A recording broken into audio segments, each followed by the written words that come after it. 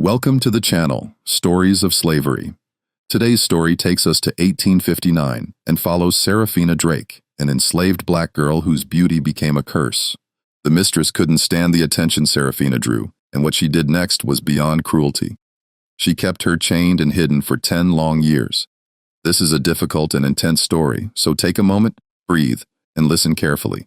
Before we begin, make sure to subscribe to the channel and write in the comments which city and country you're listening from. Your participation helps keep these stories remembered instead of buried. Let's begin. In the spring of 1859, in a small cabin behind the Whitmore plantation in Warren County, Mississippi, a baby girl was born with eyes the color of amber and skin that seemed to glow even in the dim candlelight. Her mother, a field slave named Ruth, looked at her newborn daughter and felt something she had rarely experienced in her 32 years of bondage. She felt fear, not the ordinary fear of the overseer's whip or the master's temper. This was a different kind of terror. Ruth understood with the instinct that only a mother can possess that her daughter's extraordinary beauty would become either her salvation or her destruction. She named the child Seraphina after the highest order of angels. It was a name she had heard the plantation mistress read aloud from a book of religious poetry years earlier. Ruth could not read or write, but she never forgot that word. Seraphina, the burning ones, the angels closest to God. She whispered it into her daughter's ear that first night, praying that perhaps heaven might protect what she knew she could not. The Whitmore plantation stretched across 1,800 acres of some of the richest cotton land in the Mississippi Delta. The main house sat on a gentle rise overlooking the fields, a two-story Greek Revival mansion with white columns and wide verandas that seemed to mock the suffering that made its grandeur possible. In 1859, the plantation held 147 enslaved people, and it produced nearly 500 bales of cotton each year, making the Whitmore family one of the wealthiest in the region. The master of the house was Colonel James Whitmore, a 63-year-old man with a reputation for running what he called a tight operation. He rarely visited the slave quarters himself, leaving the daily management to his overseers and his wife. James Whitmore spent most of his time in Vicksburg, attending to business matters and political meetings. He served 2 terms in the Mississippi State Legislature and considered himself a gentleman of the highest order. He owned human beings as casually as he owned horses or furniture, never questioning the morality of the institution that had made him rich. But the true power of the Whitmore household resided not with the colonel, but with his wife, Helena. She was 41 years old in 1859, a woman who had once been considered the most beautiful debutante in Natchez society. Time and disappointment had hardened her features and poisoned her heart. She had given her husband 3 sons, all of whom survived to adulthood, and she considered this her greatest accomplishment. But Helena Whitmore lived with a secret bitterness that colored everything she did. She knew her beauty was fading. She saw it in the mirror every morning, in the fine lines around her eyes and the slight loosening of her jaw, and she could not bear it. Helena ruled over the domestic slaves with an iron hand. She personally supervised the house servants, the cooks, the and the nursemaids. Nothing escaped her attention. She prided herself on maintaining what she called proper order, which meant complete submission from every enslaved person who worked inside her home. The field slaves answered to the overseers, the house slaves answered to Helena, and Helena answered to no one. For the first 7 years of her life, Seraphina lived in relative obscurity. She stayed with her mother in the small cabin behind the main house where Ruth worked as a ress. The work was brutal. Ruth spent 14 hours a day washing, boiling, and pressing the fine linens and clothing of the Whitmore family. Her hands were permanently scarred from the lye soap and scalding water, but she kept her daughter close, teaching her to stay quiet, stay invisible, and stay alive. Seraphina learned these lessons well. She helped her mother carry water from the well and sort the dirty laundry. She learned to fold sheets so perfectly that not a single wrinkle remained. She learned to walk softly, speak only when spoken to, and never look a white person directly in the eye. These were the rules of survival that every enslaved child absorbed before they could even understand their meaning. But there was one thing Ruth could not teach her daughter to hide. She could not dim the light that seemed to radiate from Seraphina's face. By the time the girl turned 7, her beauty had become impossible to ignore. Her amber eyes seemed to change color with the light, shifting from deep gold to honey brown. Her features were perfectly symmetrical, almost unnaturally so, with high cheekbones and a delicate chin. Her skin was flawless, a deep brown that seemed to hold warmth even in the coldest weather. And when she smiled, which she rarely did, the effect was almost startling. The other enslaved people noticed first. They whispered among themselves, some in admiration and some in warning. Old Bessie, who worked in the kitchen and claimed to have the gift of sight, told Ruth to keep that child hidden. That kind of pretty brings nothing but trouble, she said. Either the men going to want her or the women going to hate her. Either way, it ends in blood. Ruth tried. She kept Seraphina in their cabin as much as possible. She dressed the girl in the plainest, most shapeless clothes she could find. She rubbed dirt on her face and kept her hair wrapped tight under a rough cloth. But beauty like Seraphina's could not be concealed any more than the sun could be hidden behind a handkerchief. It shone through everything. The day that changed everything came in September of 1859. The summer heat had finally broken, and Helena Whitmore decided to walk through the domestic work areas to conduct one of her inspections.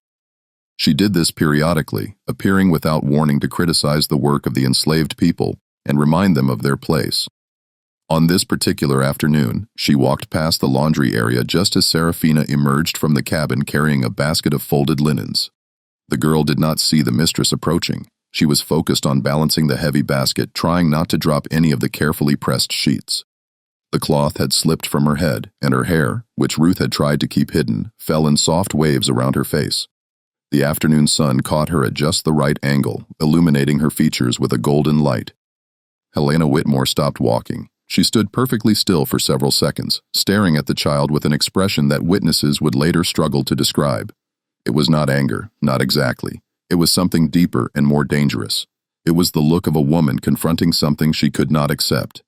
Ruth saw the mistress and felt her blood turn to ice. She dropped the shirt she was wringing and rushed toward her daughter, but she was too late. Helena had already seen, and what Helena saw, she could never unsee.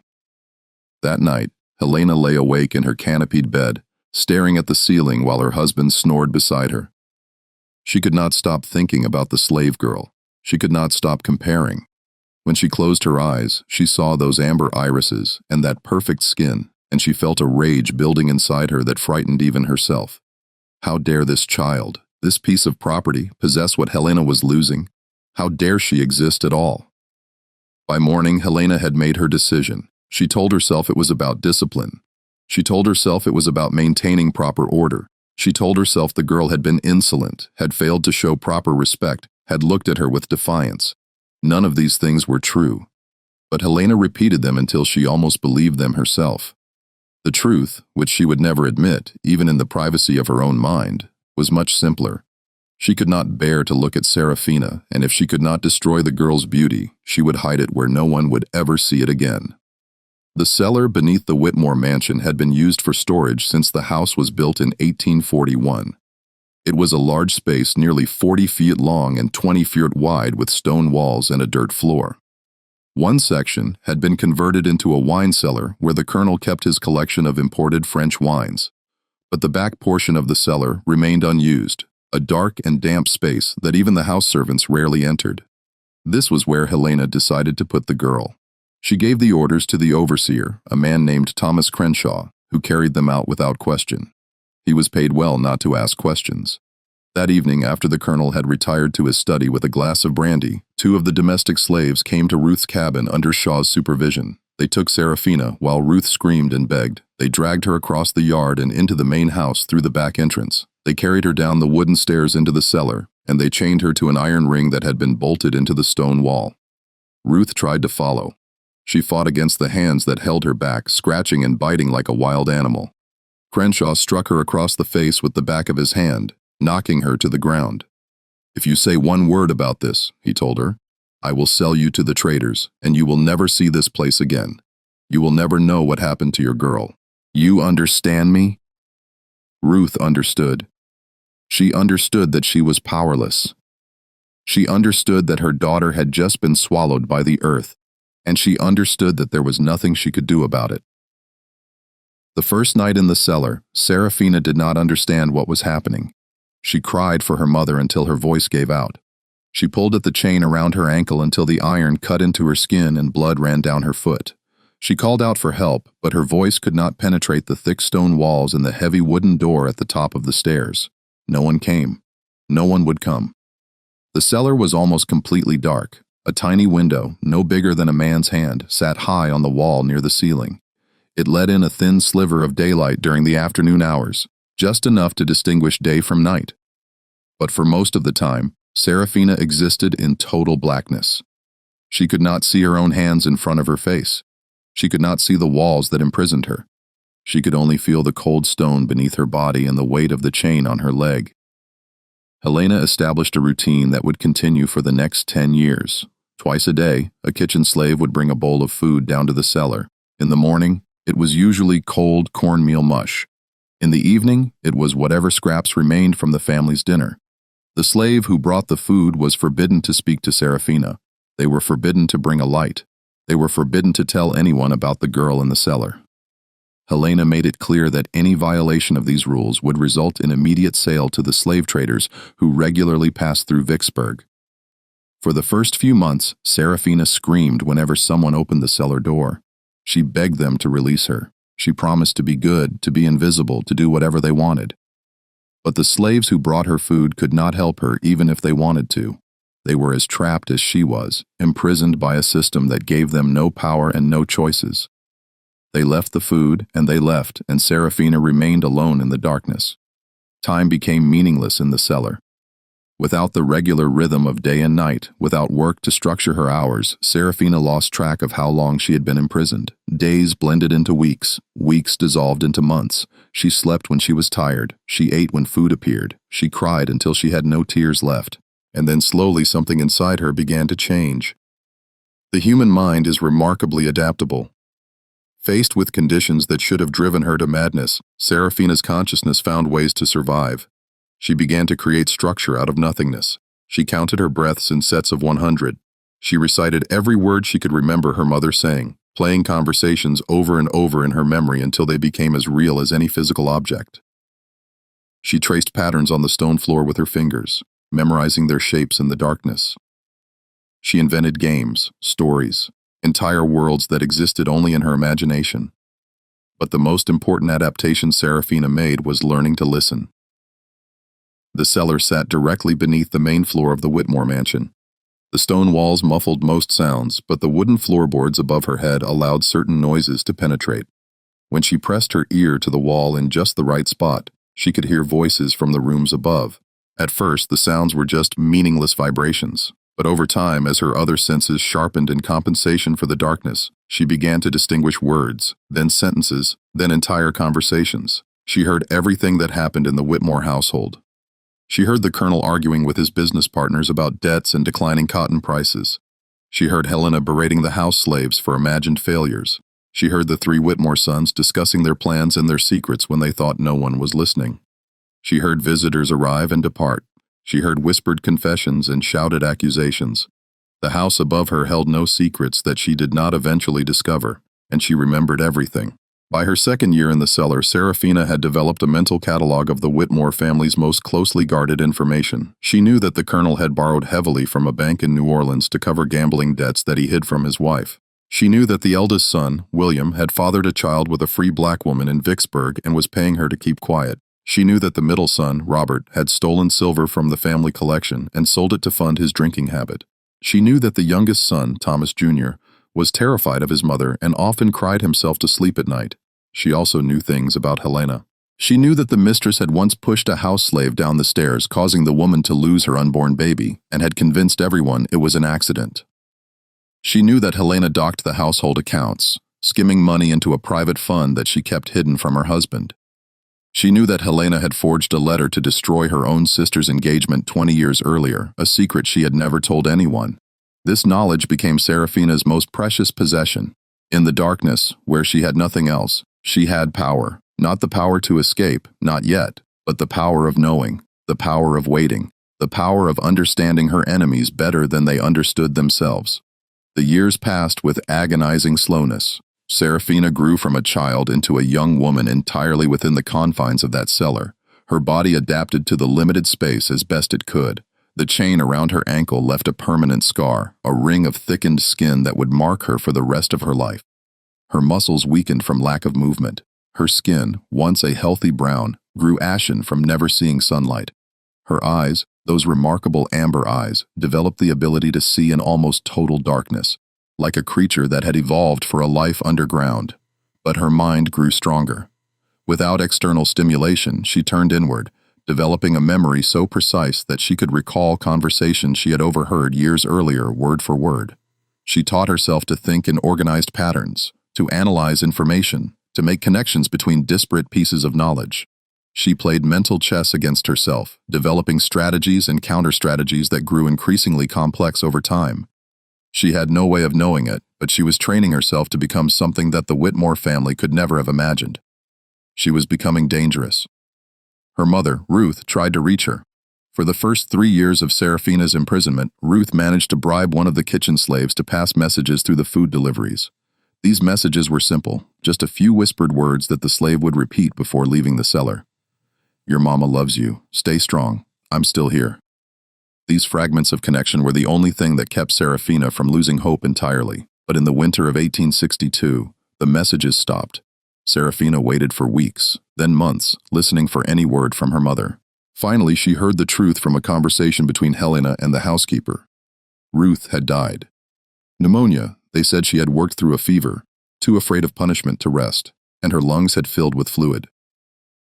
She was buried in the slave cemetery behind the cotton fields in an unmarked grave. Seraphina did not cry when she learned her mother was dead.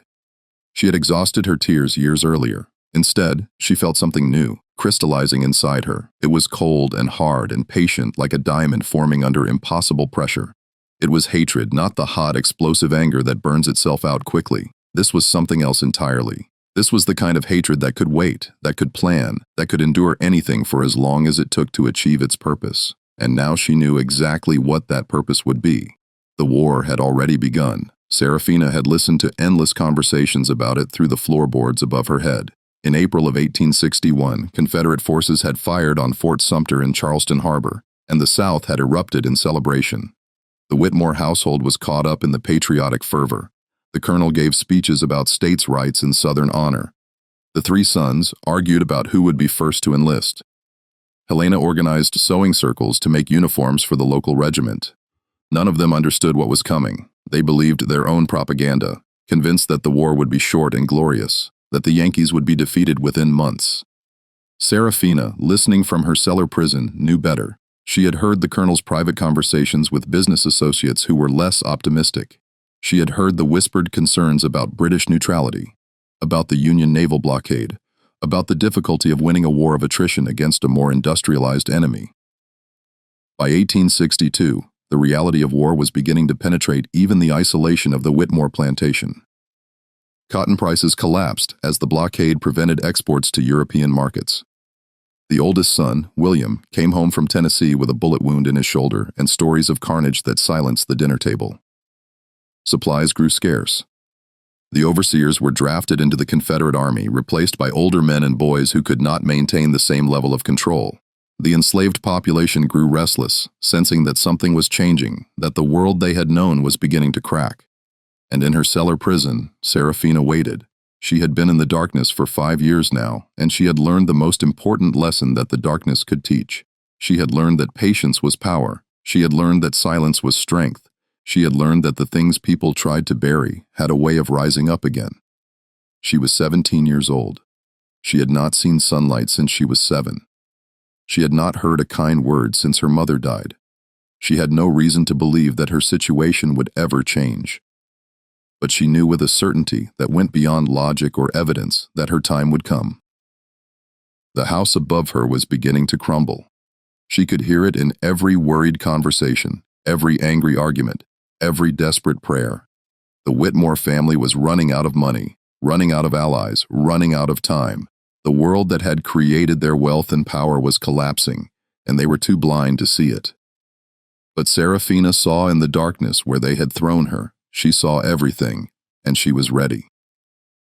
The spring of 1864 brought changes that Seraphina could track through the sounds above her head. The conversations grew more desperate. She heard Helena arguing with the colonel about selling off parcels of land to cover their debts. She heard William, now recovered from his wound, but permanently weakened, discussing the possibility of defeat with his brothers. She heard the house servants moving with less caution, speaking more freely when they thought the family couldn't hear. The balance of power was shifting, and everyone could feel it. The food deliveries became less regular. Sometimes an entire day would pass without anyone bringing Seraphina anything to eat. She learned to stretch her meager rations to ignore the constant gnaw of hunger that had become her permanent companion. Her body had adapted to near starvation, becoming thin and wiry, requiring less sustenance to survive. This was not strength. This was simple biological desperation, but it meant that when others might have died, she endured. In November of 1864, she heard through the floorboards about something called Sherman's March. A Union general named William Sherman was cutting a path of destruction through Georgia, burning everything in his wake as his army moved from Atlanta toward the sea. The terror in Helena's voice when she discussed this news with her husband was unmistakable. If Sherman turned north into Mississippi, if the Union Army reached Warren County, everything they had built would be destroyed. Seraphina listened to their fear, and for the first time in 7 years, she smiled. The winter of 1864 to 65 was the hardest the Whitmore plantation had ever experienced. The Confederate economy was in complete collapse. The paper money the family had accumulated was nearly worthless. Most of their slaves had run away, heading north toward the Union lines or simply disappearing into the chaos of a disintegrating society. The overseers had long since abandoned their posts. The fields lay out, the cotton rotting where it stood because there was no one left to pick it. Helena reduced the household staff to a skeleton crew of 3 enslaved people who had nowhere else to go. She dismissed the cook and took over the kitchen herself, something she had never done in her entire privileged life. The meals grew simpler. The wine cellar was emptied and sold. The silver was pawned piece by piece to pay for basic necessities. The great house, once a symbol of wealth and power, began to show signs of neglect. Paint peeled from the columns.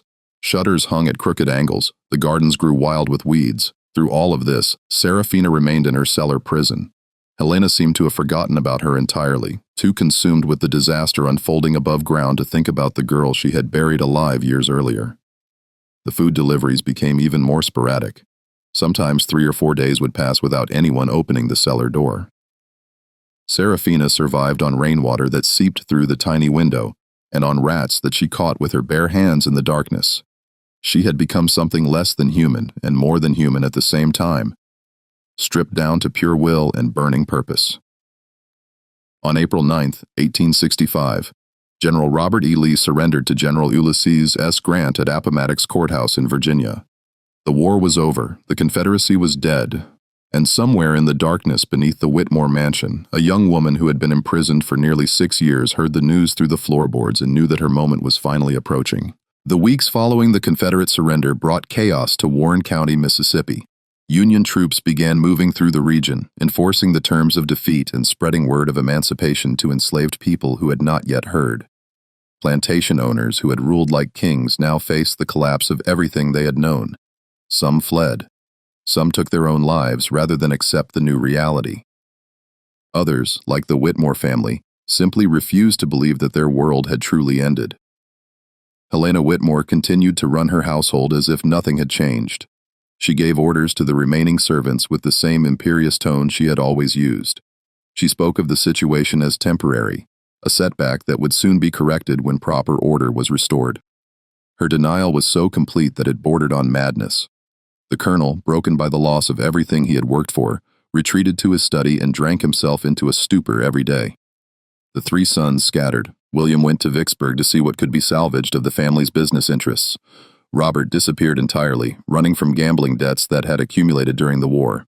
Thomas Jr., the youngest, remained at the plantation, too afraid to leave and too weak to be of any use. And in the cellar, Seraphina waited. She had waited for nearly 6 years. She could wait a little longer. The moment came on a warm evening in late May. Seraphina had been listening to the sounds above her head, tracking the movements of the remaining household members as she had done for years. She heard Helena retire to her bedroom. She heard the colonel's drunken snoring from his study.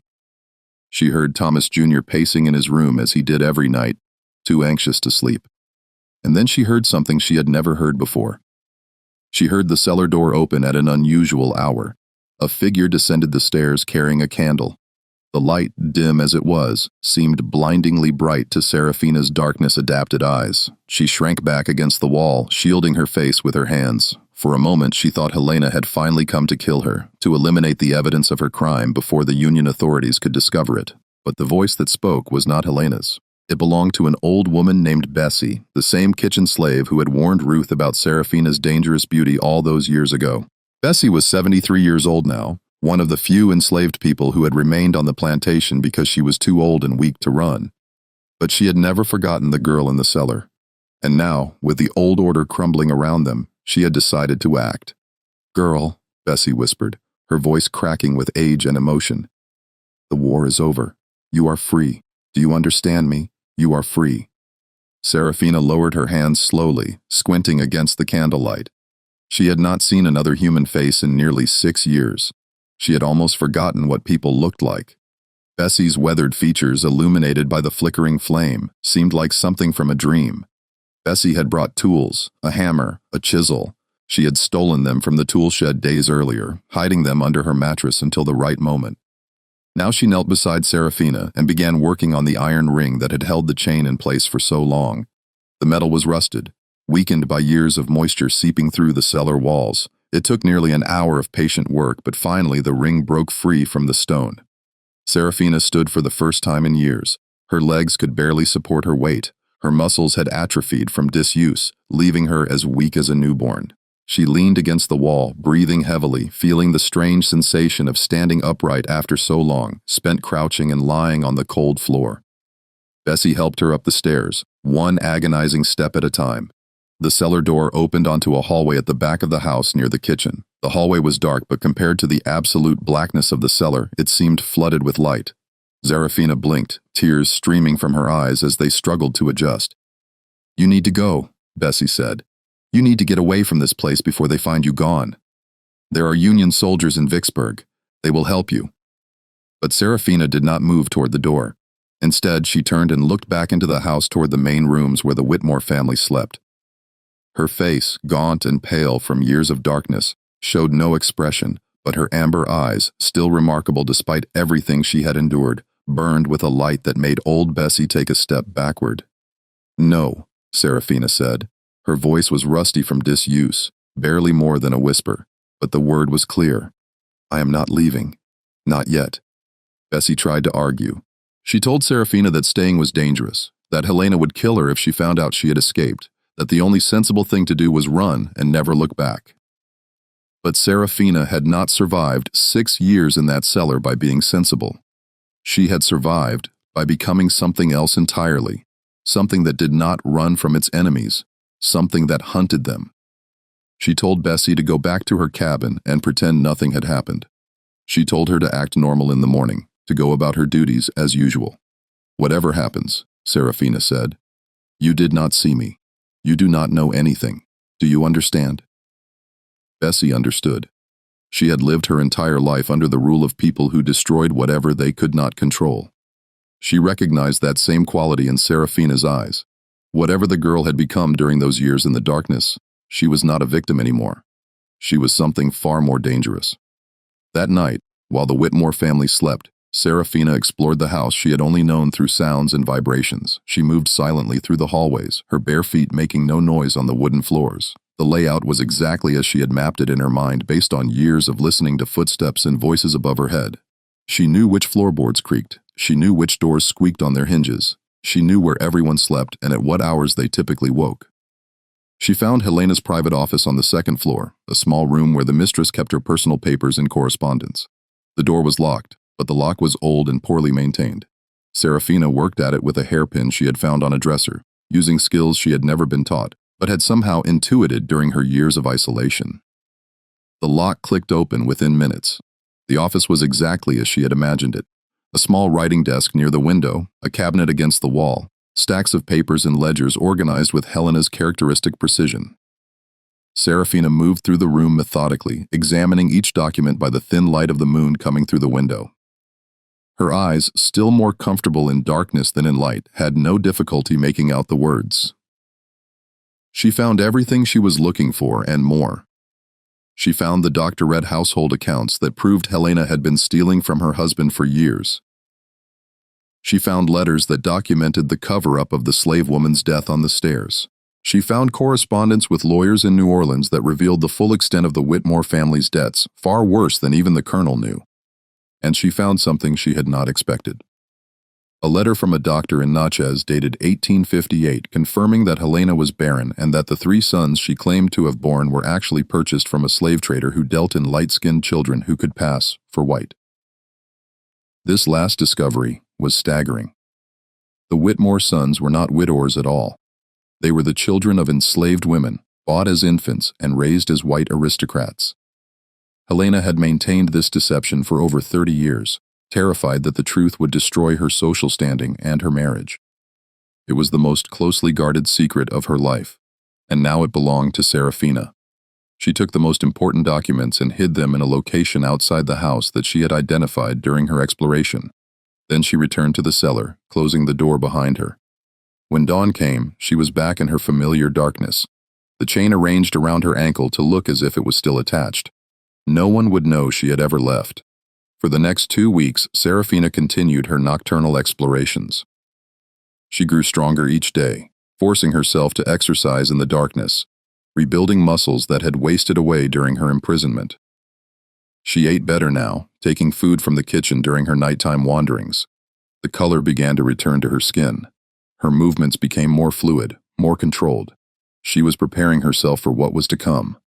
During the days, she listened. She learned that William had returned from Vicksburg with terrible news. The family's remaining assets had been seized by Union authorities.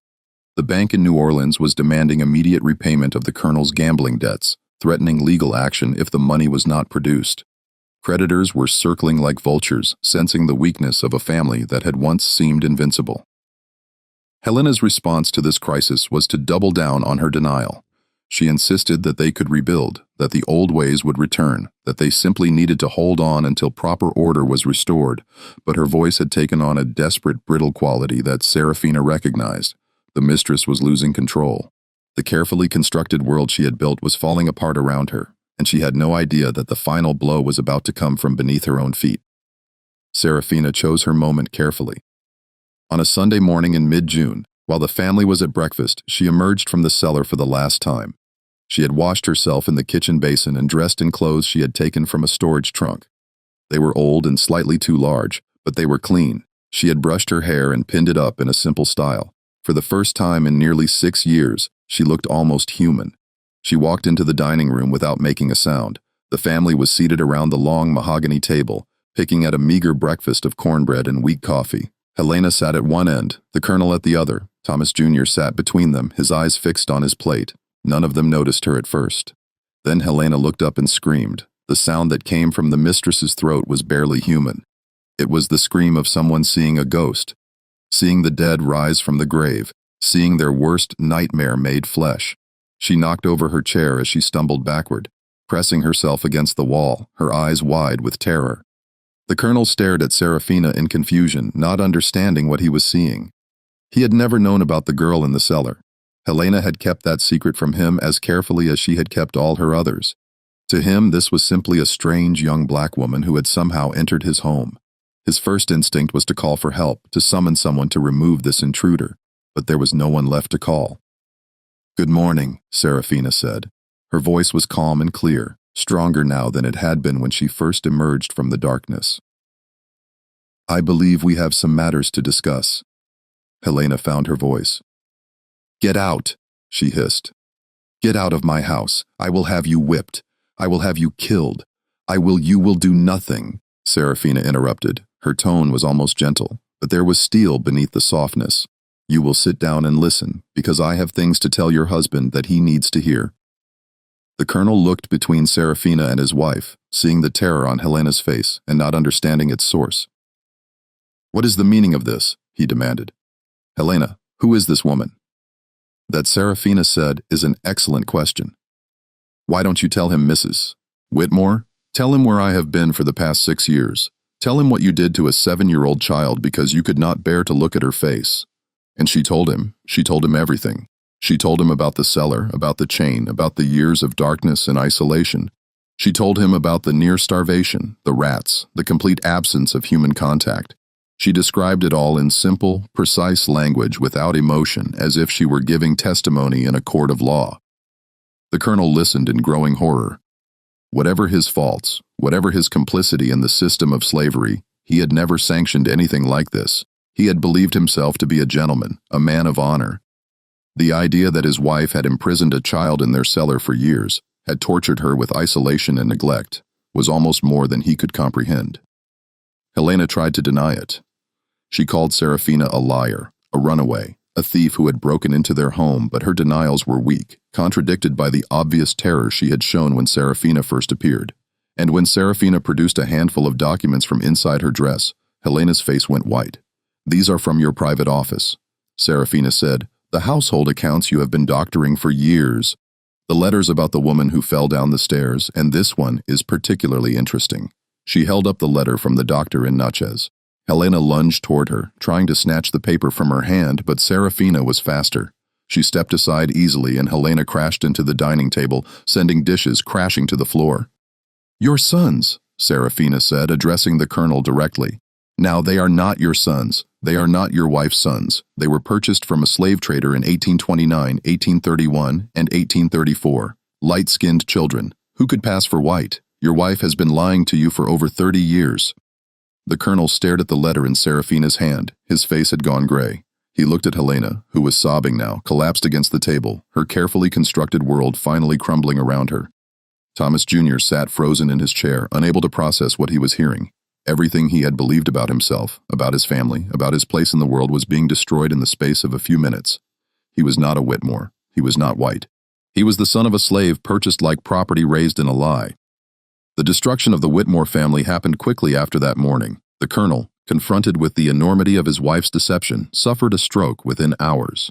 He survived, but he was paralyzed on his left side and could no longer speak clearly.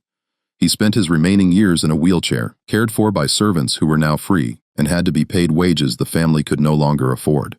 Helena was arrested 2 days later. Seraphina had sent copies of the most incriminating documents to the Union military commander in Vicksburg, along with a detailed account of her imprisonment. The occupation authorities were looking for ways to demonstrate their commitment to justice in the defeated South. Helena Whitmore, a wealthy white woman who had imprisoned a child in a cellar for 6 years, was a perfect example. She was tried by a military tribunal and sentenced to 15 years in prison. She died of typhoid fever in her cell less than 2 years later. The 3 Whitmore sons scattered to the winds. William, the eldest, could not accept the truth about his origins. He put a pistol in his mouth 3 weeks after the revelation and pulled the trigger. Robert, the middle son, disappeared and was never heard from again. Some said he went west to California where no one knew his history. Others said he drank himself to death in a New Orleans boarding house. Thomas Jr., the youngest, had a different reaction. He sought out Seraphina after everything had fallen apart and begged her for information about his real mother. She could not tell him much. The records were incomplete. The trail cold after so many years, but she told him what she knew, and she watched something change in his eyes. He eventually moved north to Philadelphia, where he lived as a black man for the rest of his life, working as a teacher in a school for freedmen's children. The Whitmore plantation was seized by the federal government and redistributed to formerly enslaved people under the provisions of General Sherman's Special Field Orders No. 15. The Great White House, once a symbol of wealth and power, was divided into apartments for 3 black families. The cotton fields were parceled out into small farms. The world that James and Helena Whitmore had built was not just destroyed. It was transformed into something they would have found unimaginable. It became a community of free people living on land they owned, building lives that belonged to them. And Seraphina walked away. She left Warren County in the summer of 1865 and headed north. She had no money, no possessions, no family left alive. But she had something more valuable. She had survived. She had triumphed. She had taken everything from the people who had tried to destroy her, and she had done it not with violence but with truth. The secrets they had tried so hard to keep had become the weapons of their destruction. She made her way to Memphis, then to St. Louis, then to Chicago. She worked as a domestic servant, as a seamstress, as a cook. She saved her money carefully, spending only what was necessary to survive, and she taught herself to read and write using newspapers and books she found discarded in the houses where she worked. The same mind that had kept her sane in the darkness that had memorized years of overheard conversations, had no difficulty mastering the written word. By 1870, Seraphina had saved enough money to open a small boarding house in Chicago's growing black community. She ran it for 23 years, providing clean rooms and hot meals to black travelers who were turned away from white establishments. She never married, she never had children. When people asked about her past, she said only that she had grown up in Mississippi and had left after the war. She did not speak about the cellar. She did not speak about the Witters. That chapter of her life was closed, but she kept one thing from those years. In a small wooden box that she hid under a floorboard in her bedroom, she kept the chain that had bound her ankle for nearly 6 years. The iron had rusted, the links had weakened, but it was still recognizable for what it was. Sometimes, late at night, she would take it out and hold it in her hands, feeling its weight, remembering. She did not keep it out of sentiment. She kept it as a reminder of what human beings were capable of doing to each other, a reminder of what she had endured and overcome, a reminder that no matter how dark the darkness became, there was always a way back to the light. Seraphina Drake died in Chicago on February 14, 1912. She was 60 years old. The obituary in the Chicago Defender described her as a respected businesswoman and a pillar of her community. It mentioned her boarding house, her charitable work with newly arrived migrants from the South, her quiet dignity and strength. It did not mention Mississippi. It did not mention the Whiters. It did not mention the cellar, but there were those who knew. Old Bessie, who lived until 1889, told the story to her grandchildren before she died. Some of the formerly enslaved people who had worked on the Whitmore plantation shared whispered accounts of the girl who had emerged from the darkness and destroyed her captives with nothing but the truth. The story passed down through generations, changing and growing as oral histories do, until it became more legend than fact. And perhaps that is fitting, because the story of Seraphina Drake is not just the story of one woman.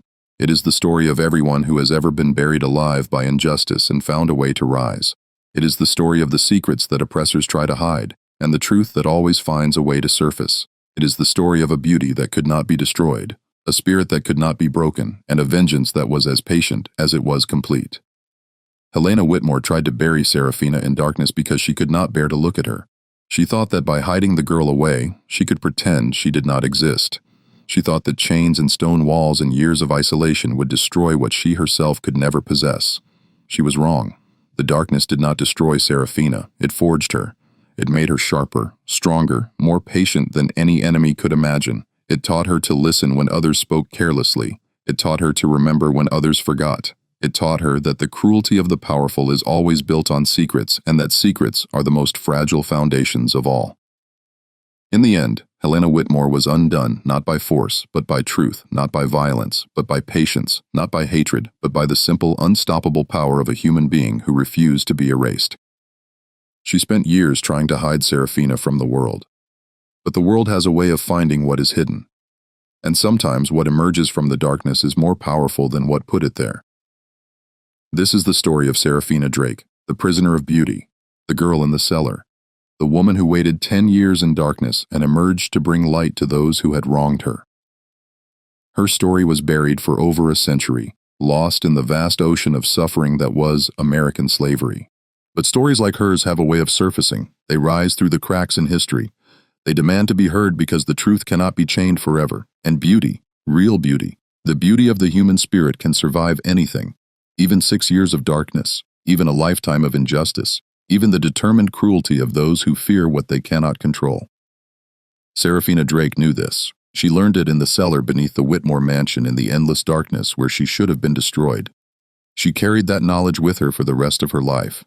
And now, more than a century after her death, her story carries it forward still. Some chains are made of iron, others are made of secrets and lies. Both can be broken, both will be broken. It is only a matter of time. And Seraphina had all the time in the world, all the time in the world, all the time in the world, all the time in the world, all the time in the world.